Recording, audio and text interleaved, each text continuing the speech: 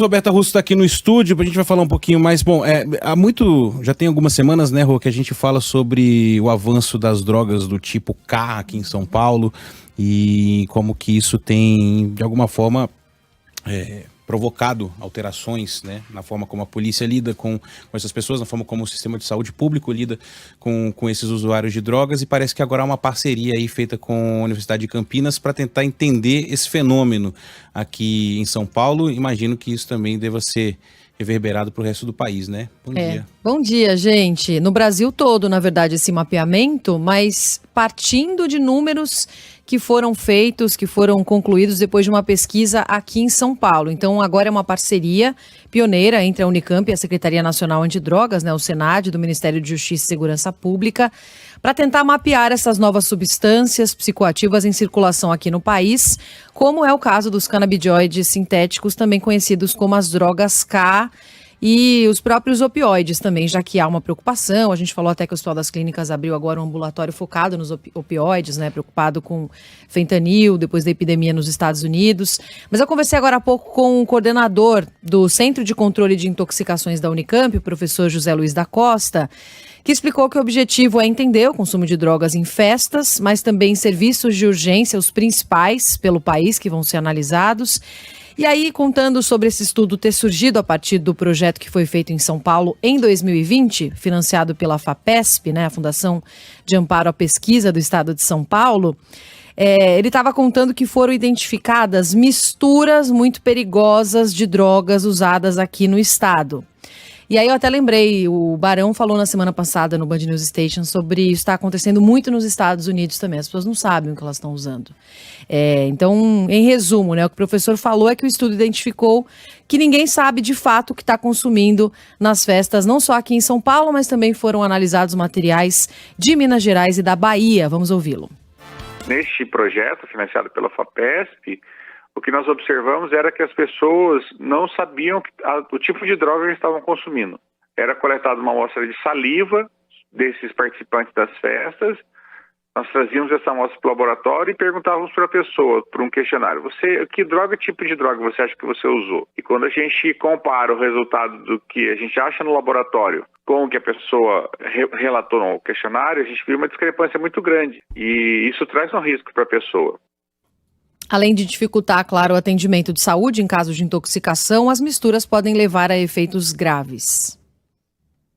Outro problema que pode surgir, por exemplo, você tem interação entre a droga e medicamentos que a pessoa toma naturalmente, por exemplo, né? Então a pessoa começa a misturar substâncias que acabam interagindo com os medicamentos que ela toma e isso traz um risco maior para a saúde dela também.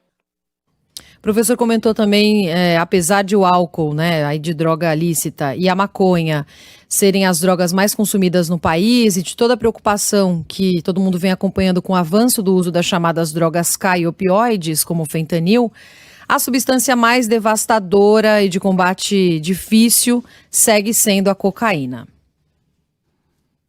Mas entre as drogas ilícitas, a que chama mais atenção para a gente ainda hoje é a cocaína. Porque muito se fala hoje sobre droga K, mas o consumo de cocaína ainda é altíssimo. E a cocaína está muito relacionada com morte, tanto por intoxicação aguda, né, por overdose, quanto por situação de morte violenta. A cocaína é muito relacionada com a violência urbana que a gente tem no país. O projeto deve durar 3 anos e auxiliar na elaboração de políticas públicas e no tratamento antidrogas no país como um todo. Valeu, Rô. Tô lembrando aqui, a Roberta falando sobre a descoberta de que as pessoas não sabem o que elas estão usando, né? Me lembrei daquele documentário de Woodstock, na verdade, 1969, festival de música, Woodstock, época dos hippies, o pessoal se conhecendo e época de disseminação do uso de muitas drogas, incluindo LSD. Né? E aí, no documentário, alguns documentários, né, que falam de Woodstock, um deles é super premiado, e que mostra justamente ali um dos mestres de cerimônia, uma das pessoas que faziam as apresentações ali dos artistas, ele sobe ao palco e começa a passar o seguinte aviso, né, saindo em alto-falante e tudo mais, dizendo, olha, não use o ácido marrom.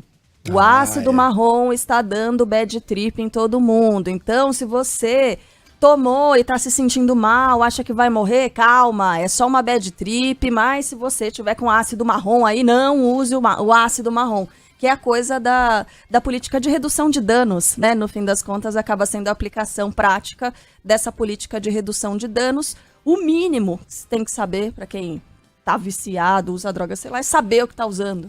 Né? E agora, além de tudo, é óbvio, não é para usar droga ilícita, não pode fazer isso, faz mal pra saúde, blá, blá, blá, tudo mais. Mas não saber o que tá usando. Sim, o Barão falava sobre, acho que foi ele que falou de um teste que começaram a colocar nos banheiros de baladas. Isso. Né, em que você vai lá, tem um reagente, né? Que é o que a polícia usa quando tem apreensão de material suspeito de ser droga em aeroportos. Não tem mais aquele negócio do cara colocar o dedo e passar na gengiva, né? Que a gente vê nos filmes. É cocaína, pode levar o cara. Você passa lá um reagente, se muda de cor, fica de tal cor, é cocaína, fica de outra cor, tal. E aí, nessa política de contenção de danos, tem esse aparelho que é instalado lá, falou, coloca aqui um pouquinho disso aí que você tá usando, se ficar de tal cor, você tá usando um veneno que vai te matar. É um negócio assim, né? Se ficar de tal cor, aí é cocaína mesmo, enfim, faz o que você tiver que fazer aí, porque evitar que isso aconteça, não dá. Não colocar um policial em cada box de banheiro de balada nos Estados Unidos ou no Brasil, mas você pode pelo menos evitar que as pessoas morram. Agora, ou diminuir, né, os danos. É interessante isso que a gente ouviu agora, né? Apesar da aparição de tantas drogas novas e mortais, a má e velha cocaína continua sendo aquela que causa mais preocupação nas autoridades de saúde. Pela relação com mortes em números e também violência, né? No centro de São Paulo e em outras regiões do Brasil também. Mas sabe que você falou do LSD? O professor comentou que as principais misturas foram identificadas no LSD. As misturas mais perigosas. As pessoas acham que estão usando uma coisa e, na verdade, não tem a menor ideia do que estão usando nessas festas. Assustador. Valeu, Rô. Obrigada. Valeu, gente. Até mais tarde.